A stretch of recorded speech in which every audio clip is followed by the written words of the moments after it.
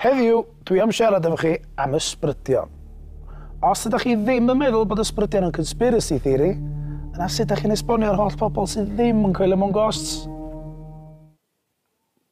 Wan, cyn cychwyn, mae gen i stori ysbryd fach i chi, oce?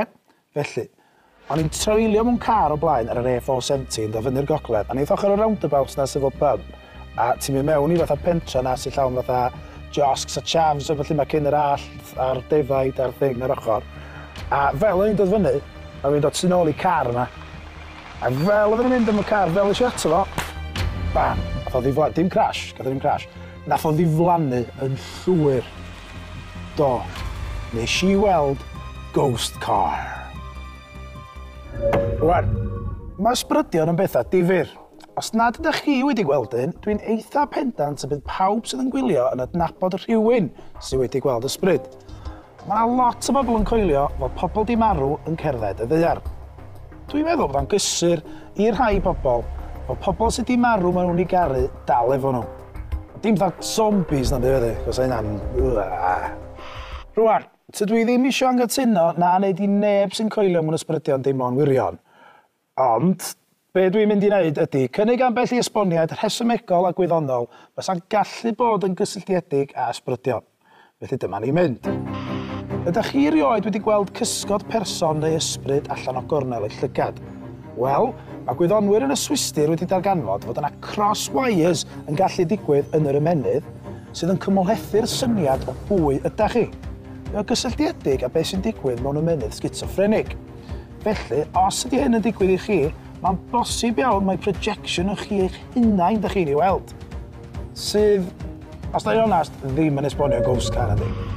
Yn ail, mae infrasound yn donfedd isel o sain sydd yn rhy isel i'r glust dynol ei glywed, ond sydd yn ddigon cryf i ni ei deimlo. Felly mae'n gallu effeithio ein cyrff drwy ei grynu. Mae o'n crynu'r llygaid heb i ni sylweddoli, sy'n achosi ni weld siapiau ac ysbrydion o'n blaen. Mae'r infrasound wedi cael ei ddarganfod mewn sawl lle sydd i fod yn haunted, fel arfer yn cael ei achosi gan bethau fel fans.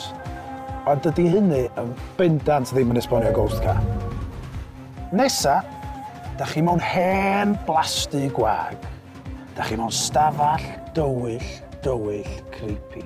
Ac yn sydyn reit, da chi'n cerdded mewn i wal o awyr oer. Be sydd yn achosi hyn?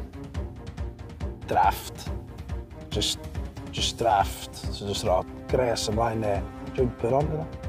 Ond hynny, eto, yn bendant ddim yn esbonio ghost car. Dwi'n siŵr fod unrhyw un sydd wedi gwylio rhaglenni ysbrydion ar y teledu wedi clywed am orbs. Ia, do. Y peli bach o ola sy'n ymddangos mewn ffotograffs ac yn cael ei disgrifio fel uneidia coll.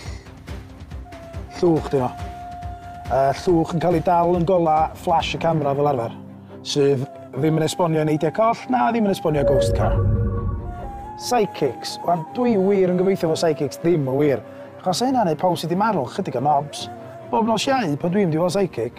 Yn lle bod nhw jyst yn dweud, gradacar, JMC yma, dwi'n fyw, dwi'n iawn, dwi'n gost o bod dim, mae'n smart, dwi'n gallu hauntio pobl, a mae bob dim yn iawn, dweud pob fi'n iawn. Mae fel arfer jyst yn mynd fatha, mae enw fi'n cychwyn efo J, sydd jyst yn tight, ond eto, dy hynna ddim yn disgrifio ghost car. Ac i gloi, gai jyst dweud, os ydych chi'n un o'r bobl na sy'n deffro'n y nos ac yn gweld ysbrydion uwch ben eich gwely, mae'n bosib iawn mae chydig o sleep paralysis dio. Da chi jyst yn breuddwydio efo'ch llygad ar agor. Felly, dyna chi. Chydig bach o ffeithiau ac ambell beth sydd efallai'n esbonio ysbrydion. Be da chi feddwl? Ydych chi erioed wedi gweld ysbryd? Gadewch yn wybod, yn enwedig os da chi ar y lle A470 na a da chi'n gweld ghost car. Fel arall, cadwch eich llygad ar agor a pheidiwch a thrystio neb.